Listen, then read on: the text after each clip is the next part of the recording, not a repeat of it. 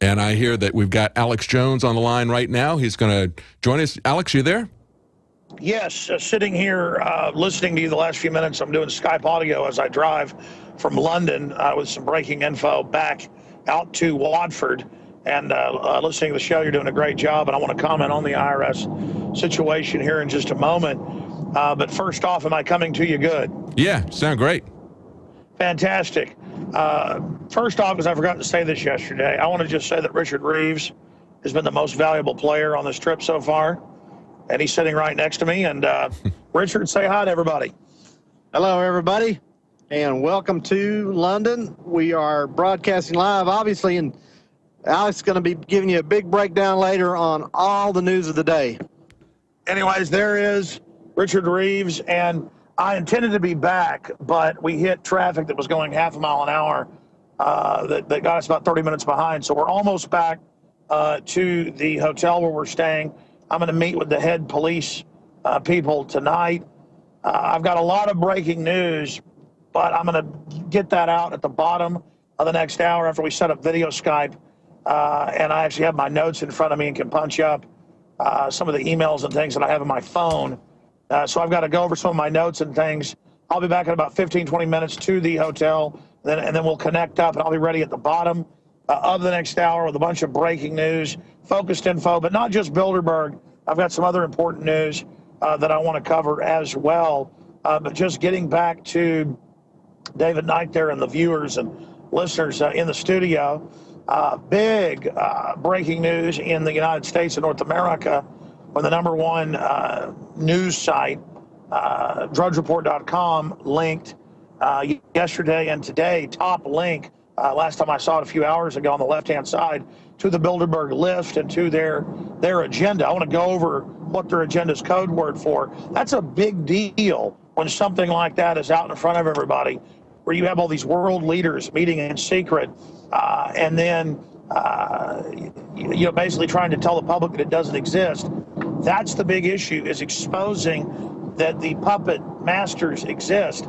That's a big victory that they've been denying it exists, that we forced it. That discredits them. But Bill Gates, we've confirmed, this is usually how they do it. It's not who's on the list that's important every year, about 125 people. There used to only be about 20 extra people that they tried to keep secret that were there. That's usually the illegal type stuff, where they're going to be meeting with regulators and people that are there. So you don't want that behind the closed door meeting. That's why they'll have people that try to sneak in, like Obama, like Hillary 5 years ago. Well, we've confirmed Bill Gates is in London in a few days, and you can bet your bottom dollar we'll try to sneak in. That's why they cover their faces with newspapers. That's why they don't want to be known that they're there.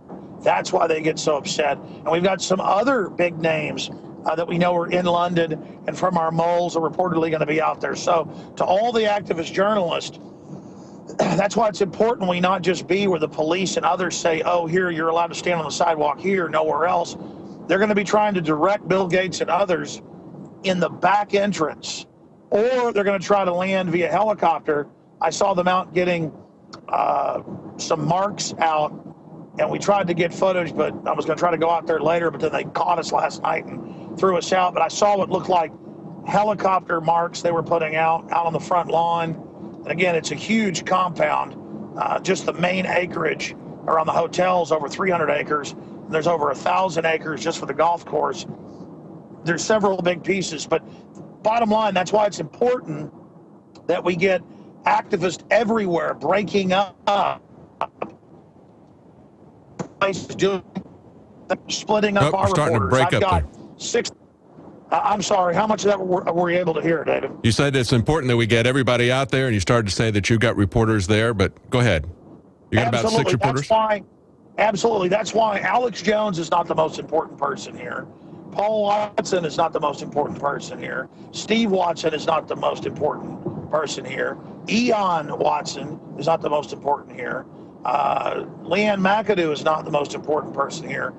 All of us independently are just as important, because you never know who is going to be there at a gas station down the street when a black limo pulls in, or a black Mercedes, and David Rockefeller's in the back in a wheelchair. You never know, when a helicopter lands, are you going to be in the bushes with a digital zoom, getting the shots of Lord Rothschild. So we're going to come back and talk more about that, just tactics and strategy.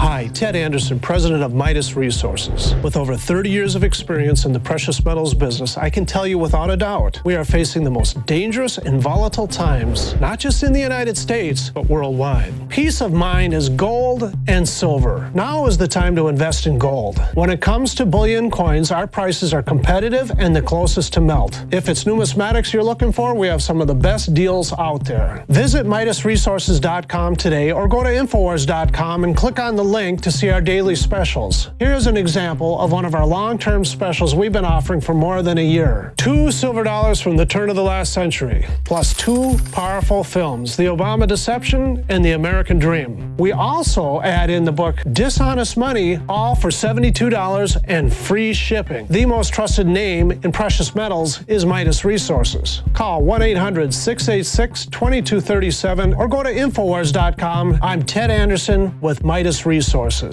We are now only entering the edge of a global financial superstorm, the likes of which the planet has never seen. Here in the United States, the private Federal Reserve is giving more than $85 billion of taxpayer money a month to themselves and other offshore foreign banks. And the worst part is, we have to pay the bank's interest on the money we give them. There is now a race between the global central bank mafia cartels to see who can devalue their country's currencies the fastest. We are already seeing big increases in inflation at the grocery store and the gas line. This will eventually lead to hyperinflation. More than a dozen top globalists like George Soros have been buying record amounts of gold while at the same time bad-mouthing it to the public. Don't just listen to what they say, watch what they do. For more than 6,000 years of recorded human history, gold has been the ultimate hedge against uncertain times and inflation. Before investing in metals, it is important to do your own research and find a reputable company. Midas Resources has the highest Better Business Bureau rating of an A+. Unfortunately, very few precious metal companies can boast that. Midas Resources has assembled one of the most educated, researched, and professional teams of brokers in the industry. The evidence is overwhelming. In uncertain times, gold and silver is safe harbor. Now is the time to invest in gold. Call 800-686-2237 and Midas Resources will mail you 10 reasons to own gold absolutely free. No shipping, it's absolutely free. And finally, Ted Anderson wants to challenge you to find any deal that comes close to his 2 silver dollars at cost with free shipping with 2 free films and a book for $72. That's more than $160 value for $72 shipping included. Click the link at Infowars.com to go to the MidasResources.com specials page. Brought to you by MidasResources.com and Ted Anderson, the trusted name in precious metals.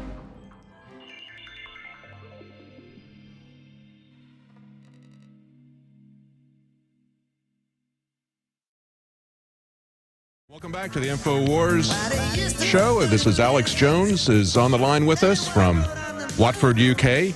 He's en route to the Bilderberg site where they're covering the annual Bilderberg meeting. And Alex is telling us just before the break about how the importance of covering Bilderberg is not just to expose the fact that it exists, because for decades we were told that it didn't exist. And it's not even just to expose their agenda, because much of their agenda is hidden at any given time. I've got a stack of stuff here of exposed past Bilderberg meeting minutes that were leaked by WikiLeaks.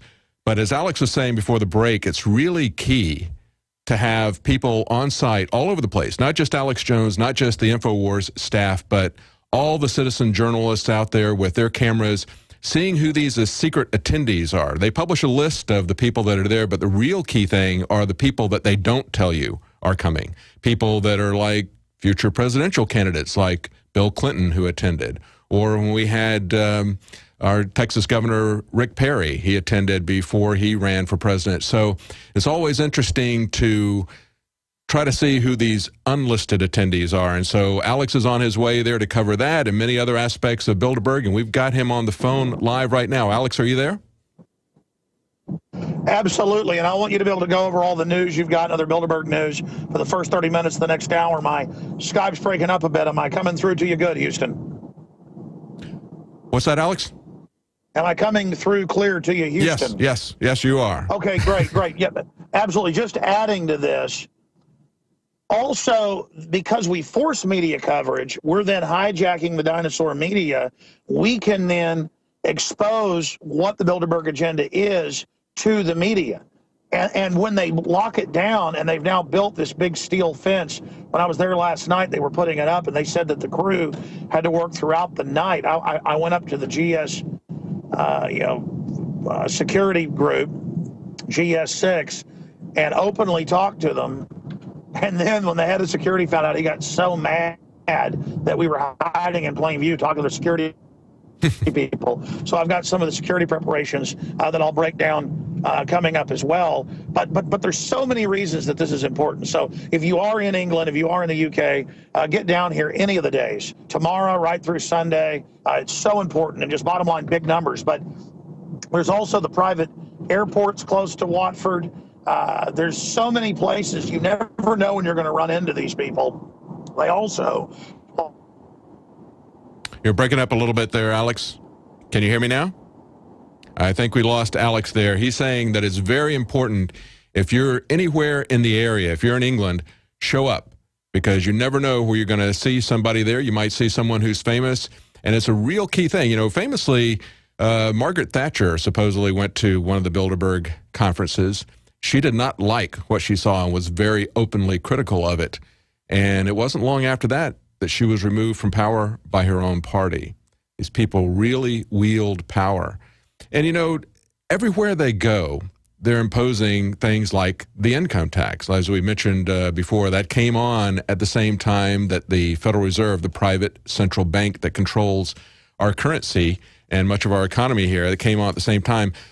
This just came out from the BBC News. Tiny little Andorra is going to introduce an income tax for the first time. Now, Andorra is a very small nation. It's, I think it's the sixth smallest European country. In case you don't know, I had to look up where Andorra was. It's located between Spain and France in the Pyrenees Mountains. Very tiny, only about 85,000 people in the entire country.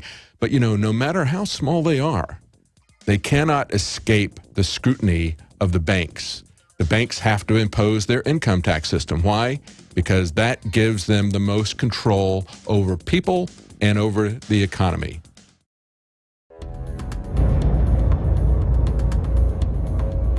Our viewers have demanded it, so now you're gonna get it.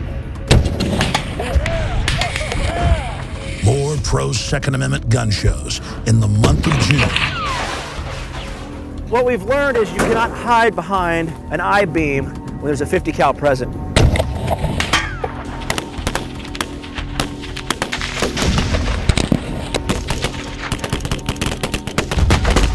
Brothers in Arms, 50 cal ammo review, and more. Coming in the month of June to the InfoWar.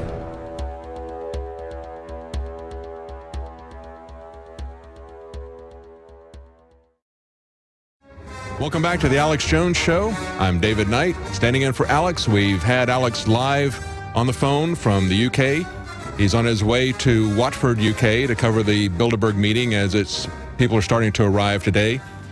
Alex has been delayed by traffic. He's going to do the last 2 hours today, but he's going to be back with us shortly. As a matter of fact, I hear we've got him on the phone right now. Alex, can you hear me?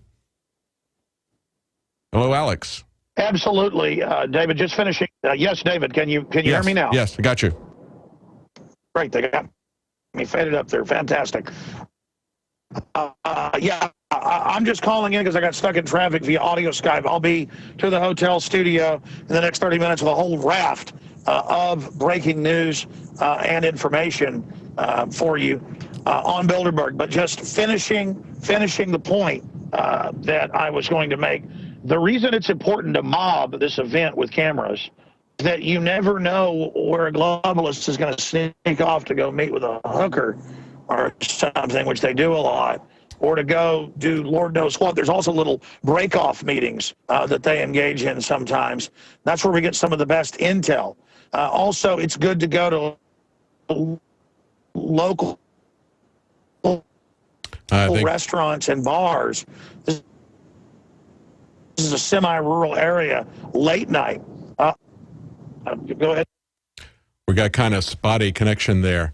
It's going in and out. But what Alex is doing is encouraging everyone who is anywhere in the area to do citizen journalism. You know, we had the Operation Paul Revere contest. Alex really sincerely believes that you are the Paul Reveres. He believes that we've got to get as many people on this as possible.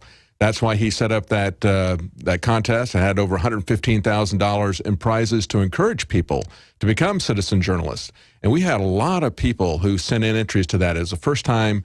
Obviously, a lot of them had done anything, but I got a lot of emails from people saying that it's really opened up their perspective on what they're able to accomplish. And we're going to be featuring a lot of those things on Prison Planet TV, Infowars.com, and also on Planet Infowars. We'll probably have some kind of a site there that it's dedicated to that, so that most of the people who put something up, we're not going to be able to put up everything. We got literally several hundred just in the last couple of days of entries. But we're going to try to put up some work from a lot of people. A lot of people sent us very many entries. We're going to just put a few of those up. But stay tuned. We're going to be putting that stuff up there. That's right, we're here live. I'm David Knight, and Alex Jones is in the UK, and he is looking for answers. He wants to know what's going on, and he's going to be telling us what he finds out. We had him on the phone live as he was en route, and the reception is going in and out, so he's going to be checking back in with us periodically. Once he gets on site and gets a stable connection, he's going to be here for a long time, taking over the show, telling us everything that he's seen, and he's been very active, as always. Alex never rests. And he's been very active in the UK. Now, we covered last night on the nightly news the idea that Motorola is coming up with a new high-tech device to track you and to basically enable you to use the internet. They sell it as a high-tech tattoo or a pill that you can swallow. And, you know, it's such a problem when you have passwords that you have to remember, that people are going to be willing to put these tattoos on their body or swallow pills in order to get rid of that problem. Do you really think so? Do you think this is something that is really coming from the public? Are there people out there complaining, in your experience, about remembering passwords to the extent that they're willing to do something like this? Let's understand where this is coming from. This is coming from Motorola Mobile, and the lady who is the head of that division now is the former head of DARPA. Yes, the dark research people. That's why I like to call them. The same people that create killer robots, the same people that are out there creating weapons, staying up all hours of the night, creating stuff to destroy the world, that DARPA. She came from DARPA, and she went to work for Motorola Mobility. They've been bought by Google. Yes, that's right. It's all connected, isn't it?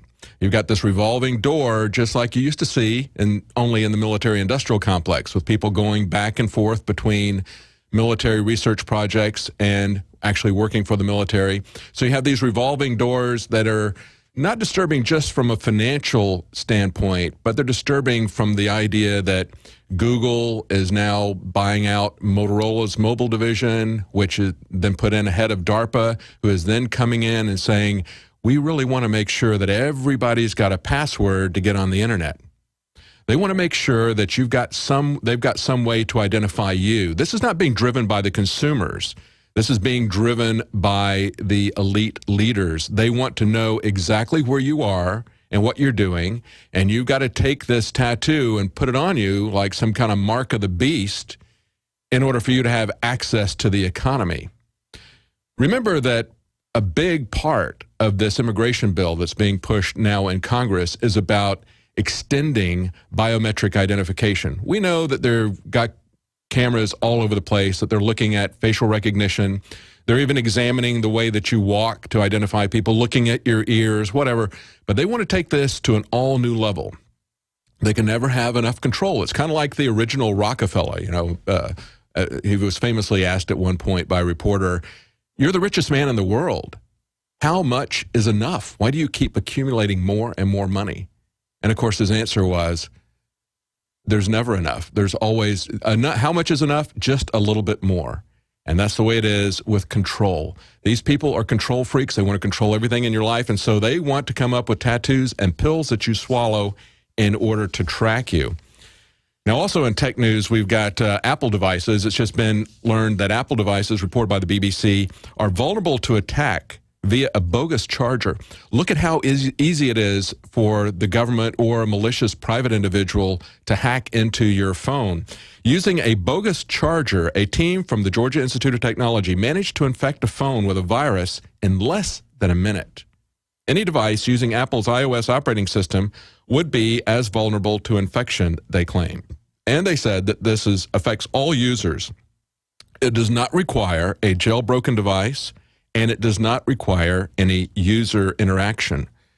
Now, famously, a year or so ago, General Petraeus, a Bilderberg attendee now, he's there with his new best friend forever, Henry Kissinger. You know, he was kissing Kissinger on the cheek, giving him an award for defending freedom and democracy just about a week ago. And now the two of them are traveling to Bilderberg. I'm sure they'll have a lot to talk about in defending freedom and democracy. Don't you think that's on the agenda, defending freedom and democracy? Probably not.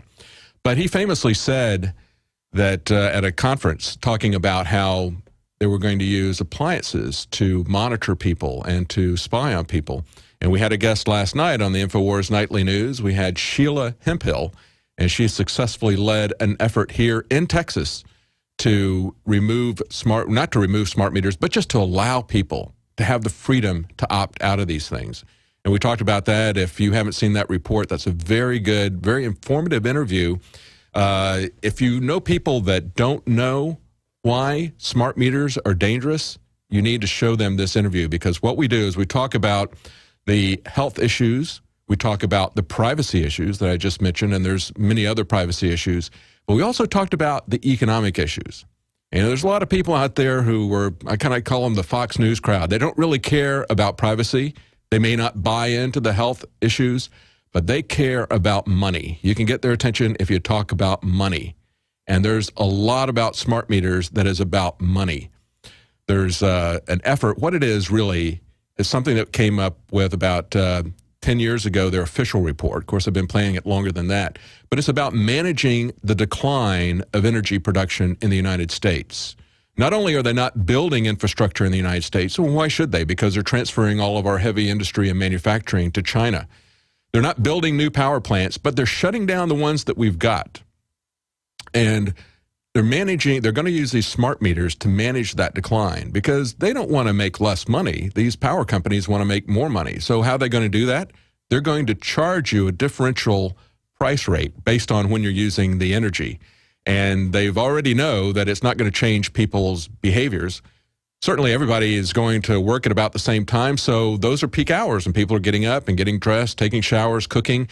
You can't change the hours that you work. So your peak use of electricity isn't going to really change, even if they put very high rates on those peak hours. But it's going to be a way that they can make more money as they supply you less and less for what you pay. Now, along that line, there's a massive protest in Tokyo.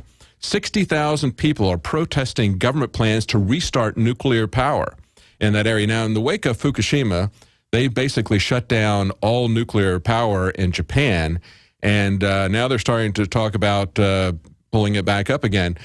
There are a lot of issues with nuclear power. It's not my favorite way to generate power. We have a power plant in North Carolina, not too far from where I came from, just outside of Raleigh. And they're now starting to see these nuclear power plants, which were originally licensed for 25 years, like this Sharon Harris plant in North Carolina. And it's been 25 years now. And they're not doing anything to change the power plant. They just said, we're going to extend the license. We're just going to, by fiat, say that it's safe, and we're going to extend it for another 10 years, 20 years, 25 years. Who knows how long it's going to go? It'll probably go indefinitely, or until it melts down or they have a major accident like Fukushima. And it was within less than a year after they said, we're going to just ignore this 25-year limit, that they had to shut the entire plant down because they found technical problems that could result in a very dangerous leak there. So that entire plant, as far as I know, is still shut down. That happened a week or so ago. But the real problem with nuclear power is not even the accident issues that you see there, but the fact that you have no way to dispose of the nuclear waste. Look at what the real issue at Fukushima was. The real issue is this pool of on-site stored waste. And once these nuclear power plants operate for a number of decades, the actual power plants themselves become so irradiated that they have to cease operation. They have to shut them down and disassemble them, and the components of the buildings actually become more nuclear waste, along with the spent fuel rods. These are things that have to be managed, that have to be controlled, that have to be contained for tens of thousands of years. Now, apart from the health issues, apart from the technical issues of doing that, let's go back again for the Fox News crowd to the money. Let's talk about the money. Who's going to pay for the constant containment and monitoring of that? Apart from all the health risks that can happen, and we've seen now with Fukushima what can happen if you don't keep those spent nuclear fuel rods contained. Unfortunately, we're shutting down the power plants, the old fossil fuel power plants. We're shutting them down at an alarming rate, and we're seeing electricity rates go through the ceiling, and those are not clean power. We can build clean power plants from fossil fuels. They're not a perfect solution, but when you look at these other types of solutions, they only look worse. It's really sad to see what's happening to the power industry base here. But of course, as I said, when you've got manufacturing being transferred across seas, we don't, I guess, need to have that much electricity, and you're going to see consumers paying a lot more for electricity as the primary users of electricity, manufacturing, gets shut down. Now, in other news, we've got emails of top Obama appointees remains a mystery, according to My Way reporting here. They say that some of President Barack Obama's political appointees, including the Cabinet Secretary for the Health and Human Services Department, are using secret government email accounts they say are necessary to prevent their inbox from being overwhelmed with unwanted messages. Sure, that's why they're doing it. They're worried about spam, right? According to a review by the Associated Press, the scope of using the secret accounts across the government remains a mystery. Most U.S. agencies have failed to turn over lists of political appointees' email addresses, which the AP sought under Freedom of Information Act more than 3 months ago. They tried to get the AP to pay more than $1 million for these email addresses. Now, of course, we know that it's not just spam. They're trying to hide what they're doing, just like they're trying to hide at Bilderberg.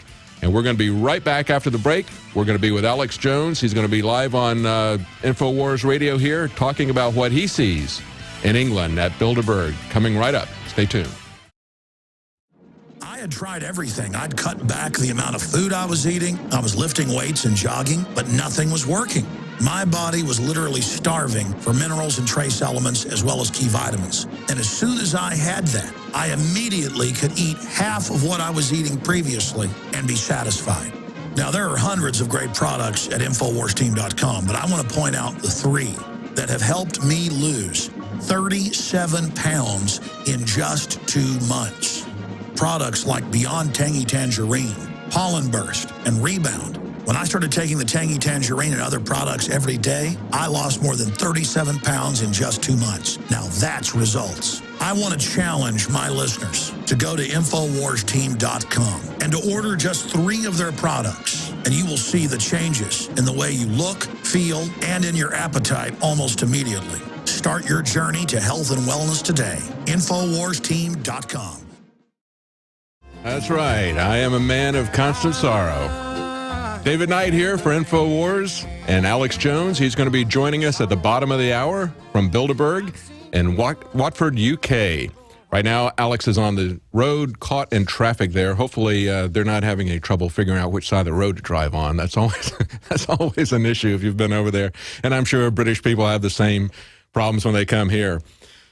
We've got some information about Bilderberg, and if you want to keep up with what's going on there, go to Infowars.com/B. That's B as in Bilderberg, and we have constant updates there, not just from what we're covering, but as other people cover Bilderberg. We have something that we talked about earlier today. We had a clip from Michael Savage, who was explaining to his audience what's really going on with Bilderberg and why we should be concerned.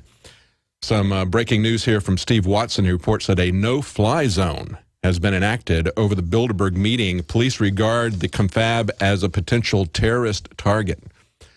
Well, there may be some terrorist planning going on there. I don't know. That doesn't seem to be their style. Usually what they like to do is they like to go incrementally. We have another article here from Urian Masin, who talks about Bilderberg's 60-year trajectory has been exposed. And this subtitle that he's got here on the article is what's really key. He says, incrementalism is the key to Bilderberg's long-term agenda. That's right, incrementalism. It's not only key to their agenda, it's the key to their success. Leaked minutes from Bilderberg meetings in the past from WikiLeaks show that their first meeting was in 1954, and we don't have those minutes from that meeting. But the next year, 1955, they were working in detail on both the European Union and the EU. And we see what's happened with that. And there was an interesting video submission in Operations Paul Revere that we featured at the end of last week. It's called Blockheads. And the guy who put that together, the filmmaker, had some very good, it was good, very good narrative in it. One of the first things he talked about in the introductory piece was Gaddafi and why he was taken out. He was taken out primarily because he was talking about how the world was being broken down into just 7 to 10 nation states. They were transcending national sovereignty, but he was trying to do it too quickly and, of course, put himself in charge. They didn't like that. They wanted to go with incrementalism. But certainly there is 7 to 10 economic blocks, actually 10 have been identified now, trading blocks throughout the world. They're carving the world up incrementally into these free trade zones, quote unquote, free trade zones. They're using the moniker of free trade, which is a good thing. Free trade would be a good thing if it were really free. But when you've got a document that is the size of a phone book, that's not free trade. That's managed trade. And free trade within an area is super. That's what made America so strong. You know, it was Jefferson in his second inaugural speech. He said that he had eliminated all internal taxation so that no farmer, no mechanic, no laborer knew a taxman. There were no internal taxation inside America. All the taxes were paid on goods that came into the country that crossed national borders. You can do that when you've got a government the size of the government that Jefferson presided over. And we ought to be striving to do that. Now, people say the world is too complex, the world is too big. You know what? The government only makes the world more complex. What do we hear every time they screw up? We hear that they made mistakes, they couldn't handle it. We even amazingly heard from the Obama administration an excuse saying the government is so big we can't manage it. And yet these are the people who are trying to make it even bigger. These are the people who, their centerpiece of the first Obama session, the first term, was to take over a seventh of the economy. And these are the people who are saying that it is too large to manage. Yes, it is too large to manage. Centralization is a bad idea. You know, going back to my college years, those were the days of the transition from mainframe computers to personal computers. And it was interesting for me to look at what a bottleneck mainframe computers made. You had these multi-million-dollar centralized machines that were used, in our particular case, it was used by multiple universities. It was so large. And everybody was queuing up to wait on this thing. Everybody was standing in line to use the mainframe computer. And it was monitoring everything that we did. Every little microsecond was being counted. Every little bit of movement was being counted. It was making us wait on it.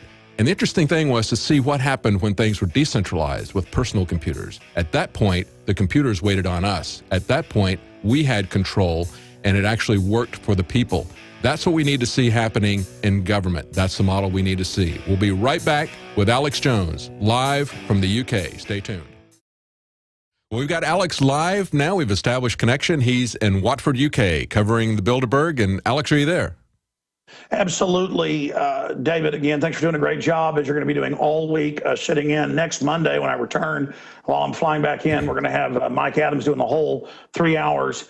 And again, I just want to thank you and the whole crew for doing a great job, and everybody that supported Infowars.com and PrisonPlanet.tv over the years to allow the real alternative media to actually come here and expose this. This is a huge victory, but there's so much Bilderberg news, and I got here about 40 minutes late because of traffic. We'll know better tomorrow. That I'm going to cover Bilderberg in depth with you at the start of the next hour. Then we're going to have Leanne McAdoo and Paul Watson in studio with us here on the road, here in the hotel studio, to break down what they've witnessed, what they've seen, their take on things. And I have some breaking news. But during the next break, I need to reflect on it, write it down, pull some of it up, because I literally just got connected in here about 5 minutes ago and was listening to you talk about Mark Dice. So I'm going to cover all that Bilderberg news in the third hour. And then I've got some other obvious, big world news, military news. They're pushing chemical weapons in Syria again when it's admitted that it's the al-Qaeda rebels that have it and are using it. And I'm no fan of Assad, but as dictators go, he's kind of like a Hugo Chavez type. Does some corrupt things, but is nothing compared to the globalist. And we're offensively attacking their country and putting people in, I don't want to exaggerate, but I've said like 10 times worse. And then I've thought about it and I go, wait, Al-Qaeda is not 10 times worse than Assad, who's killing nobody before all this started. They're literally hundreds of times worse. If you look at all the mass murdering they do all over Africa, the Middle East, attacking southern Russia. When they take over a country, they kick women out of college, put burqas on their heads, sexually mutilate them. And I was just thinking about how just about 20 miles from where I sit is another famous town north of London that Watson's been to. He says it's not right-wing propaganda, where Muslims on the street go around telling women who are even non-Muslim, getting in their face, you better put on a burqa, you better not wear that skirt. And about 40% of the population is Muslim in that town. So I'm intending to go over there, not saying Muslims are bad, but pointing out how the most radical of Muslims are being Saudi Arabia-backed, British government-backed, French government-backed, NATO-backed, U.S. government-backed. And as much as some right-wingers, just say kill all the Muslims, let God sort them out, they need to understand, folks, our government and NATO takes the radical, really nasty Wahhabists. We've had Syrian girl on, who herself's a Sunni but hates the Wahhabists, and put them in your country to blow up your mosque if it's not Sunni, or Sunni they like. They bomb other Sunni mosques that aren't crazy like they are, or if you're Shiite, or if you're Wahhabist. I mean, this is a Wahhabist attack on everybody, and so I want to get into that because it just hits me when you come to a country like the UK or England, a part of the UK, where there are, from what I've seen, as many Muslims as there are English people. And, they're here. A lot of them have embraced the culture and Magna Carta and things. But the whole point is this Wahhabism does not match with the Bill of Rights, Constitution, or the Magna Carta 1215 it flows from. And I know you're a student of that as well, David. And look, I'm all for having an open culture, but I don't want Al-Qaeda around, and I'm tired of it being protected and then used to take our liberties. So we're going to be talking about some of the big developments because they have it all over Sky TV here. They're Fox. As I walked in the building, the hotel, they had it up there with Carney, saying, oh, we're going to do something, about chemical weapons in Syria, breaking. Oh, my gosh.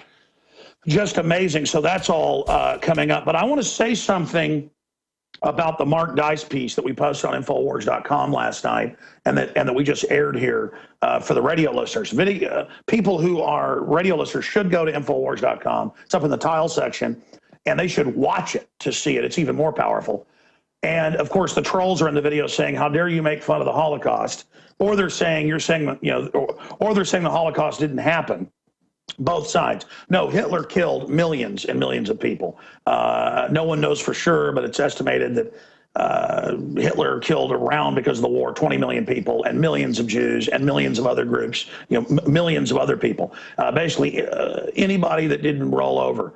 And the fact is that to show how dumbed down the public is, especially in LA, there have probably been, let's not exaggerate, 200 Holocaust movies since World War II, 300, 400, it's probably a lot more. And I'm sure that number's been tabulated. We can search, how many Holocaust movies have been made. So despite that fact, if I seem distracted, they don't have air conditioners here in England. And in our hotel, we have the windows open, and a giant yellow and green hornet just flew through the window, and over to me, right behind the Skype camera, and was hovering, looking right at me, and then just shot back out of the window. Sorry, it takes a lot to distract me. It just had a hornet literally a foot and a half in front of my face, and just right here. Getting back to the whole Holocaust situation. Everybody knows about the Holocaust. Everybody knows about Hitler. Everybody knows about World War II and the death camps and the forced labor camps, or at least they should. And you can debate how bad it was, or it goes from horrible to just over the top evil. It's all just shades of black, all shades of darkness. But everyone, you would think, even in dumbed down California, would know about the Holocaust. And he's going, listen, we want to reinstate the Holocaust by the second half of the video. And he said he had like 20 minutes of this. He just cut it down to 6, but he said everyone, basically. No one got mad. No one got upset. No one got threatened. No one got offended. He just said, we're going to reinstate the Holocaust because Jews love it and they want to experience it again, and they want to roast pigs. Everybody knows that practicing, Jews, Hebrews don't eat pork. Neither do Muslims and a lot of other people. The point is, everybody knows that. So he's giving them hint after hint. We're going to bury him. We're going to have mass buryings. We're going to mass burials. And all of them agreed and signed the petition to bring back the Holocaust and roast pigs over Jews in pits. And it just shows how incredibly dumbed down and lazy. But these aren't just stupid people. That's not even the main issue. Sure, their IQs have been reduced. No, it's that they watch TV. They're living in a la-la land. They are literally in a dreamlike state. So I want to hit a couple other news items before I get into Bilderberg with you, but I'm sure you want to comment some more after playing that video as well, David, because that's frightening. And I'm not singling out California. There's some of the most awake people in Central and Northern California, in San Diego. I love California, the topography, the weather. So much of it is great. Some of the most awake people I know are from California, literally. I mean, we're on 6, 7 stations in California, 2 of them in Santa Cruz. We have huge support. I go to California and thousands come out each night to hear me speak. But at the same time, it's either you're awake or you're totally dumb. And in California, it's so extreme that in Austin, out of 10 people, 9 say ban water if it's for the earth or if it's for Obama. There, all of them say ban water. I would imagine in Austin, if I went out and said, let's bury Jews, let's bring back the Holocaust, please sign a petition, I'd probably get punched in the nose by the 5th person. There, I talked to Mark. Yeah, it's amazing. It's amazing. I was looking at the comments from Rockefeller. But absolutely. Yeah, I was looking at the comments. I was looking at the comments from Rockefeller about what he said about China. And, the starvation that happened there, that's not widely known. The Chinese government has very effectively covered that up. Just now, some researchers in China are going through and uncovering some of these things. There's no such thing as Freedom of Information Act in China. So that's not very widely covered. But as you said, the Holocaust, what Hitler did, that is not only well understood, but it's iconic.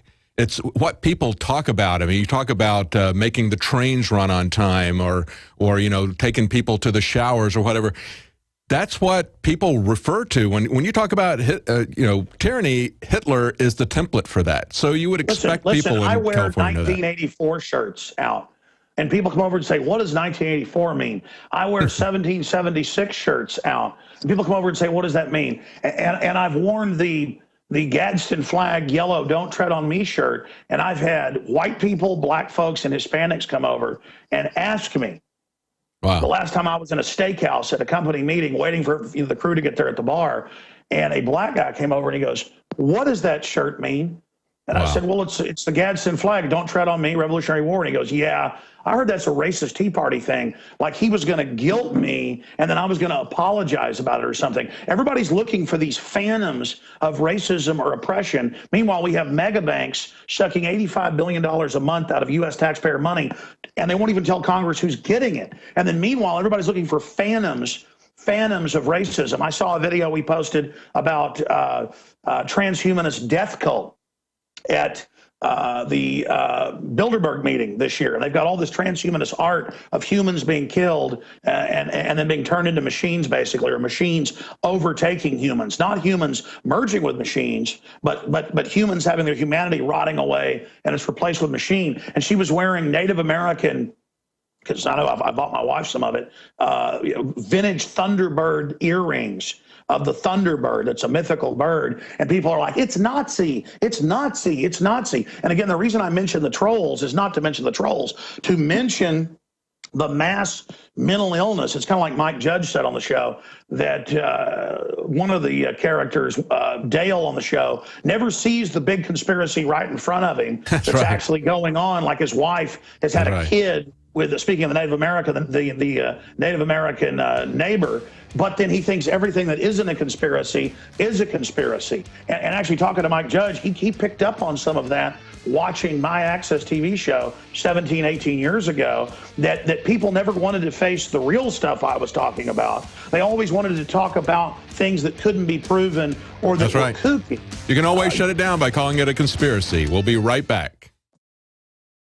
Many anthropologists and archaeologists believe that before man even discovered the power to harness and use fire, we were involved in agrarian activities.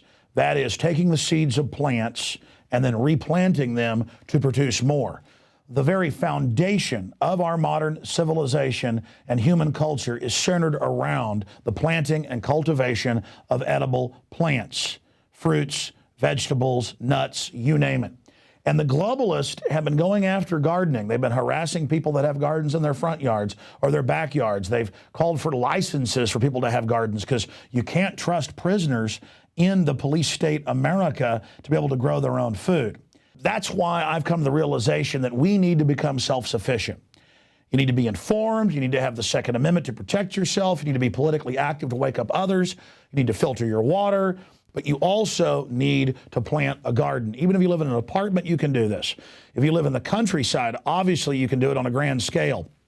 There are so many green belts in areas that humans don't even visit, nearby cities and in suburbs, where people are now more and more planting their own little private gardens and meadows and off the side of the road. Ladies and gentlemen, it is a revolutionary act to unplug from the television, to unplug from the computer and all the globalist propaganda, and to go out in your backyard or your front yard or planters at your apartment or on the roof of the building where you live, and to plant a garden. Here are some of the amazing deals at InfoWars Seed Center at InfoWarsShop.com. The Survival Seed Vault by My Patriot Supply features only the finest survival heirloom seeds for a robust and hardy garden, even in the toughest of times. The ARC All-in-One Seed Kit contains 70 varieties of 50,000 seeds of fruits, vegetables, medicinal, and culinary herbs. All ARC seeds are heirloom. Each type is labeled and sealed separately for ease of use and longevity. The Deluxe Emergency Seed Bank combines 3 of Emergency Seed Bank's top sellers: the Family Survival Emergency Seed Bank, the Medicinal Herb Seeds Pack, and the Culinary Herb Seeds Pack. We also have starter varieties of the deluxe seed packages for fruit, salad, salsa, peppers, and medicinal herbs and more. Go to the InfoWars Seed Center at InfoWarsShop.com. A little seed can grow a huge tree that produces fruit for up to 50 years. We have the best life bombs. That's what these are. We have the best weapons against death out there at the lowest prices, waiting for you to lovingly plant them and lovingly grow them and lovingly eat them and share them with others. We will strike back against the New World Order, and this is only one more initiative in our fight against them. So please join us at InfoWarsShop.com, or you can link through at Infowars.com at the InfoWars Seed Center. Welcome back to the Alex Jones Show. I'm David Knight, and we've got Alex Jones live from Watford, UK, covering the Bilderberg. And he's got some new breaking information there. Alex, can you hear me? Absolutely, and it's in the next hour that I'm going to delve really into Bilderberg on breaking news, inside info, massive press coverage, so much more. And then there's all this other news as we learn how the Democrats have persecuted any libertarian, conservative, or pro-life group while protecting themselves using illegal emails in the government. That's a felony, violating the Open Records Act, just scores of laws. That's why the whole EPA head had to resign, was over using a secret email account and giving herself a royal code name. So we're going to be getting into all that. The fake chemical weapons, they say, Assad has. We're going to be breaking it all down in the next hour. Hello, this is Hank Hill, and I'm telling you what, you need to listen to Alex Jones. Yeah. Infowars.com. Yeah. My judge, what is the secret of the universe? Infowars.com. Yeah.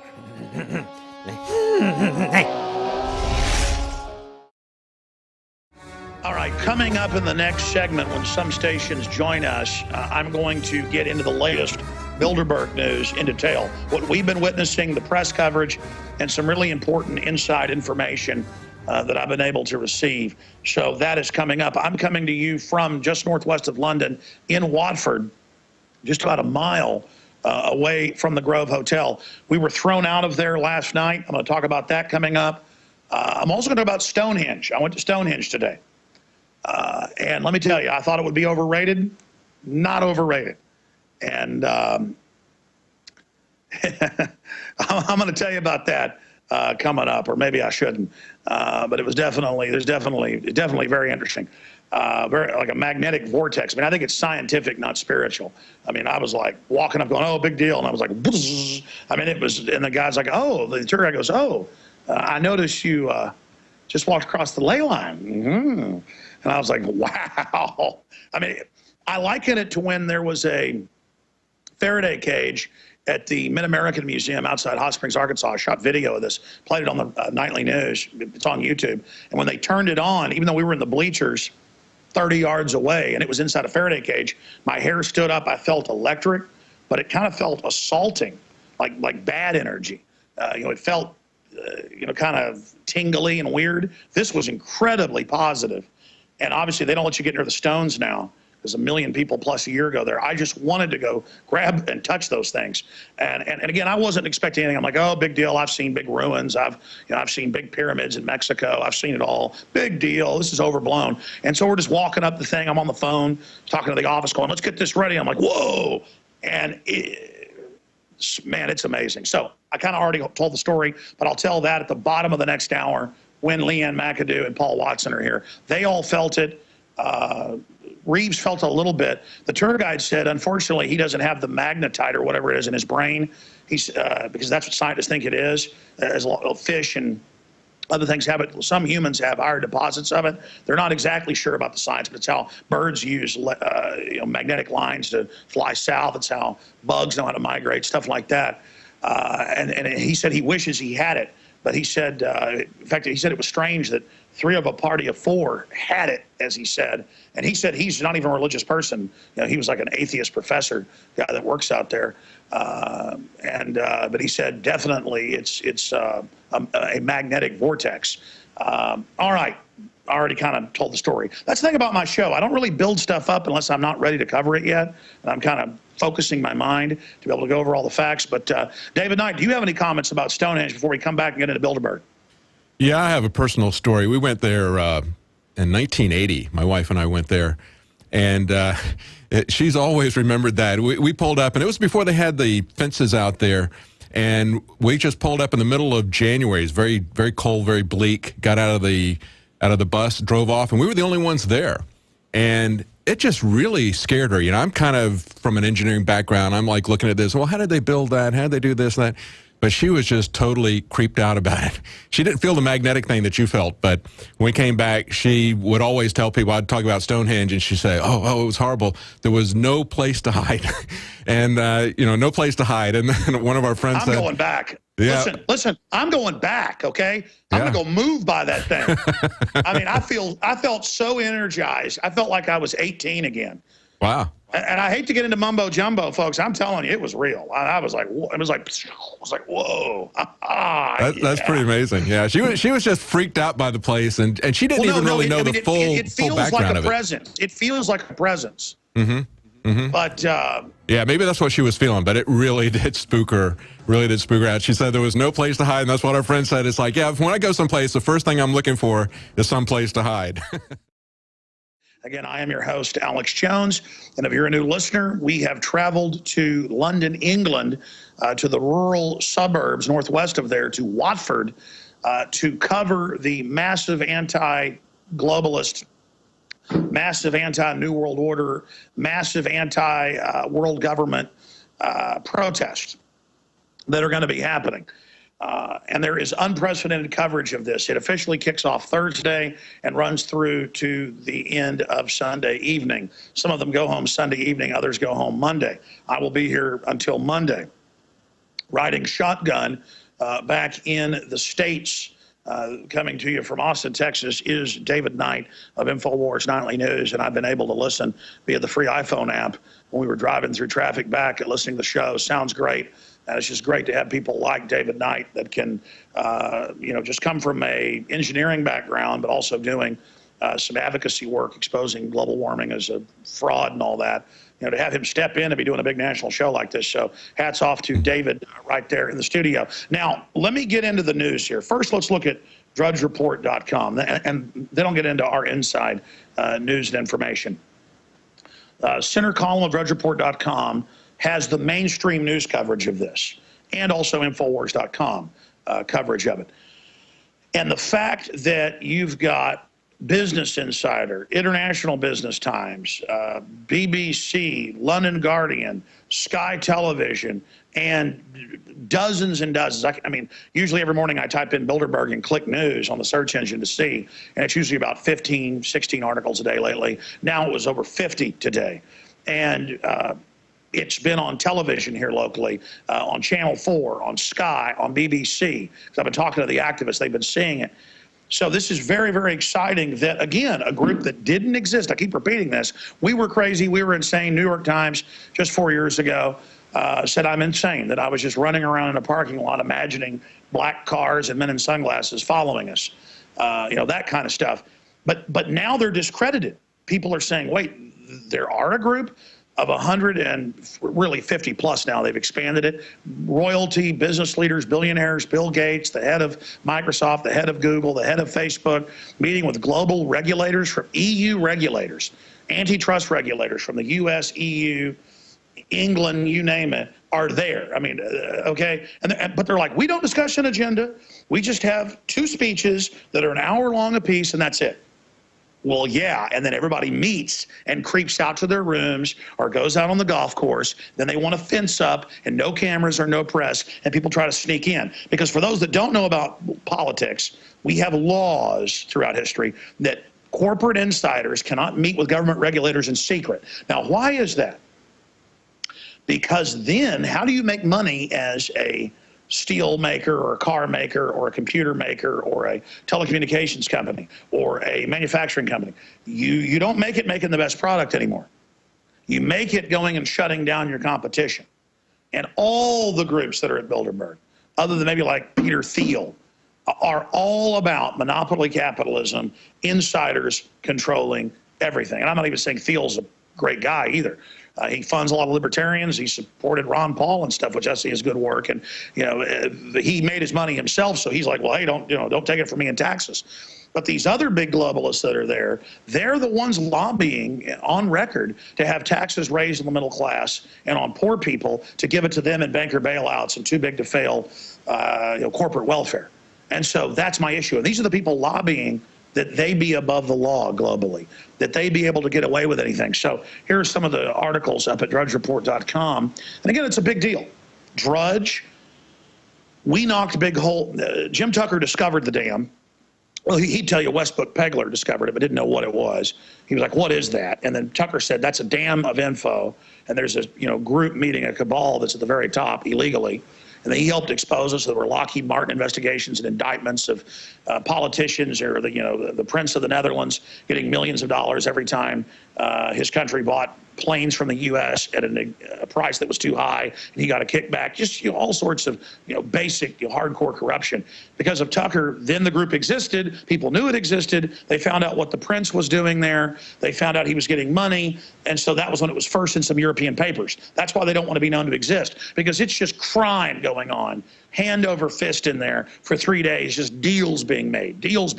And yeah, they've got other meetings where they do this too. They break off at Davos and do this. They break off at the UN building and go to hotels and do this. But this is where they get one big group of these people together, and it's at the top of the pyramid.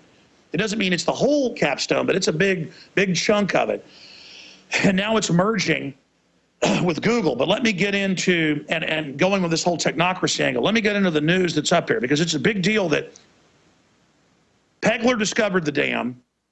Tucker, began to point out that we should knock holes in it. Infowars.com and our bigger audience rammed the first big holes in it. Drudge dynamited it and just blew the whole thing out. Because before it was just some big holes.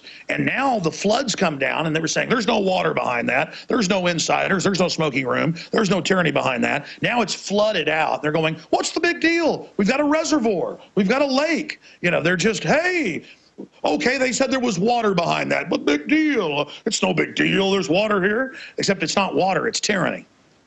And it's insider cronyism, and it's globalist. I mean, we've gotten the minutes of Bilderberg. WikiLeaks has some of them. They've confirmed they're real. We will take over criminally, violate, the illegal we do now. I can't do a good Kissinger. The other stuff, unconstitutional, takes longer. They hate the constitutions, Magna Carta, Bill of Rights, the old constitutions that people fought for in European countries. They had some good constitutions. They're all gone now, and Bilderberg brags they set up the euro. And I could go on with their exploits of evil. I could go on with how truly infamous they are. I could go on with how I've been death threatened and my family's been death threatened. Well, how do you know it's Bilderberg?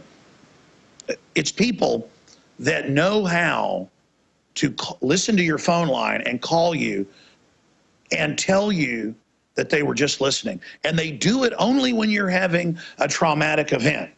Like if I hear a family member's had a car wreck or is in the hospital having heart surgery, I go, okay, I'm going to get the call. Like, they're waiting, psych warfare, okay, they're all emotional right now, make the phone call. They're listening all the time. It's either the NSA or GSGQ or whatever it is, or the private contractors. There's over 800,000 individuals in the U.S. that are hooked into all this, that they're just on it listening. I mean, this is, if you don't have privacy, you don't have freedom. Any free creature, the more advanced a life form on this planet is, naturalists will tell you this, and scientists, environmental biologists will tell you, the more advanced a life form, the more aware it is of its environment. That's the mark of an advanced life form. And they tell you, don't be informed, don't be involved, don't look at these photos from the Boston bombing, don't look at the drill, don't ask questions. The way you survive is not asking questions, not being informed. The way you survive is rolling over and dying. So that said, here's some of the headlines. Bilderberg sets up unofficial press office for first time in 59-year history. And Charlie Skelton's over there. We need to get over there. He's been calling us all day. Max Kaiser's calling in to be on the show later in the week. David Icke's going to be in here. It's going to be just absolutely jam-packed Thursday and Friday here on the broadcast. We're going to get Skelton on. They've been trying to get us over to that. So that's a article here. And we're going to get to that in a moment, more detail. And then we've got no-fly zone enacted over meeting. Well, actually, the cops told us off record, but we can say it just off record who said it, and I'm meeting with one of the head cops tonight for dinner, that no, we believe terrorists are probably going to strike. That's the breaking news, is that they're like, we believe this is a target, and we've gotten unspecified, threats that this could be it. Like a Bilderberg person calls in the thing, like in Switzerland. They don't never mind this famous voice. It's not Henry Kissinger. It is going to be an attack. And so, and of course, I'm joking. There's not going to be an attack. I'm quoting the hypothetical attacks, but they're using that to erect this big steel fence. Let me give them a little heads up. I'm going to be dropping back by again. We got thrown out last night. I'm going to have the crew in here in a minute to tell you about that. That was quite a service. We go and we're eating dinner in there, and the head manager comes in and is just shaking, turning red. Alex, I'm thinking that maybe that no-fly zone might be so that you don't put up some kind of a surveillance drone on them, don't you think, maybe?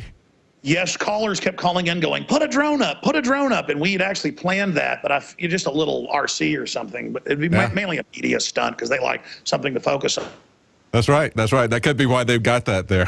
But now they've got guys in boats out there with poles, like looking in the water for a meeting that doesn't exist and doesn't have any power and doesn't matter. So absolutely. So you've got that article on drudgereport.com, middle column, fifth story down. Let me see, 1, 2, 3, 4, 5. Yeah. No fly zone enacted over meeting. What are they doing in there? Charlie Skelton article out of the London Guardian. It's all up there. The week ahead, Bilderberg 2013 comes to the Grove Hotel, Watford.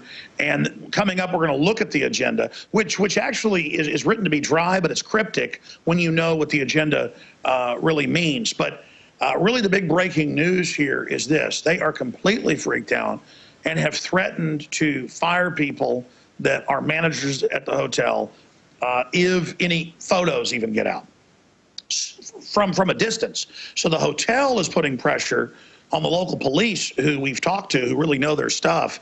And actually, if they aren't listeners, they're Academy Award winners, because they really know their stuff. And I mean, they really have shown that they understand what this group's doing. They're having pressure by the mayor. I don't want to say, we're going to go to break here in a moment and come back with this, but they've had pressure by the mayor, who's put down any protesting or demonstrating or media, to basically shut everybody down. And the police basically quietly are not going along with all of this. We had the Grove calling police on us last night and the day before, and the police wouldn't do anything for the G46, or what's it called, Watson? G4S. Yeah, G4S security. We'll be right back. Stay with us. Ladies and gentlemen, we are back live. Thank you so much for joining us. Paul Watson is coming up in the next segment with Leanne McAdoo. You can see the pages after pages of notes he's got here of inside intel that we've been gleaning and gathering, and I'm so hyper I can't ever even get to any of it. And we're going to tell you about our Stonehenge experience coming up as well, just hours ago. But continuing here with why this is such a big deal, I've talked to multiple insiders. I'll just leave it at that. Inside the hotel, you name it. They're totally freaked out that we have all these insiders. Because now, just last night, being in the hotel, we walked around on the grounds while the G4S security, which is all over England, it's one of the biggest security companies in the world, was going along with heavy equipment, putting up these giant concrete blocks that look like they weighed about, let's not exaggerate, a ton apiece, with a big metal pole out of them, putting up steel grating about 10 feet tall. They were putting this up all the way around the hotel, and we were walking around like we own the place. So we're going up, talking to security, getting photos, discussing everything. And then as it gets dark, we go into the hotel restaurants. They have 3 of them, and one of them was full. He said, go to this other one. So we go to this other one. It's all packed full of people. We sit down. The waiter comes over and is looking at me. I could tell he knew who I was, but I didn't say anything. You just learned that, that look. I go over to get food, and a female worker, I'm not going to describe her in case they know who she is. She comes over and she goes, I just want to say we appreciate in a British voice what you're doing with your team, all of you. And we're going to have, and I'll talk to you later. And she goes off. So then it's a buffet at this particular restaurant. So then I get down to the end, and another person, a gentleman, comes over. Again, I won't describe him. And he goes, actually, maybe I shouldn't even tell these stories. But the point is, it doesn't matter. They know half their crew's listeners anyways. It freaks him out, and he tells me, how did you even get in here? They run us through the ringer to even get in the building every day. Well, we waltz in like we own the place, just like the global crime syndicate does. They rob the world, but do it like they're doing a favor and have red carpets to get awards for doing it. Thank you for $85 billion of your money a month. We save the economy. It's you who are lazy, not paying enough, when almost all the tax money goes to these fat cats. And they're busy trying to destroy the economy so their wealth has more value. They don't just steal it. They didn't want to ruin us so they're the only ones with any money. I mean, if they're going to steal from me, at least come back and spend it with me. I mean, it's like, but see, they're so evil, they get that. If they steal it, then spend it, we might be okay. They want to, they're totally greedy, man. I mean, this is absolutely out of control. It's the old saying of, you can do you know what to me, but you can't rub it in. I mean, this is just completely out of control. So we shoot the video that's on Infowars.com, transhumanist death cult, Bilderberg to meet at the Grove, and we show all those statues and things. And then we go inside, and all of a sudden, Richard was at the buffet, and security comes and says, come with us right now, or you'll be arrested. Well, Richard, kind of nicely went out in the hallway to not make a scene to talk to him, and they threaten him and, throw him out. And then they come back to us, and I'm now at the table, and the manager comes over, the head security, and he goes, and he had like tears in his eyes. He goes, Mr. Jones, Mr. Watson, leave now. Come with me into the other area. And I said, well, hey, give me the bill. I'm going to pay for the food we've got and stuff here. And there's some video of that, too, online. And he wouldn't do that. He said, no, you're going to leave now. So we left, even though we were registered there, and they canceled it and were rude about it and had the general manager of the whole just incredible. We drove in, parked, went in, and they act like we're the criminals while it's these globalists. Now, through our moles, we were able to confirm that the police have been told by the higher-ups in the city and MI6 and MI5 that are all already there, but more of them arriving tomorrow and Thursday, that a terror attack is imminent. I mean, we don't have any proof of it. It's like Bush with the fake terror alerts. It came out they would issue fake terror alerts as a political distraction. Ari Fleischer had admitted that, and so did others. Tom Ridge admitted that they would issue terror alerts for political distractions. So that's what they're doing here, is they're saying, we believe this is a terror target. We believe that there's non-specific evidence of, and I was talking to one cop. I guess that's because a week ago somebody chopped somebody's head off, and the Muslim population is stirred up. That was probably a real event, so maybe they'll be drawn to this.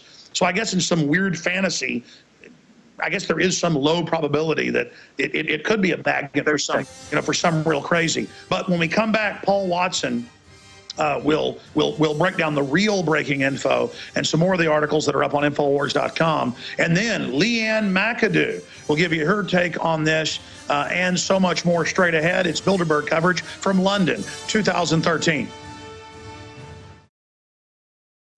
Visit Infowars.com and PrisonPlanet.com. When you're on the site, you can also tune in 24 hours a day to my daily radio broadcast. There's also a free iPhone app to listen to the syndicated radio show when and where you want.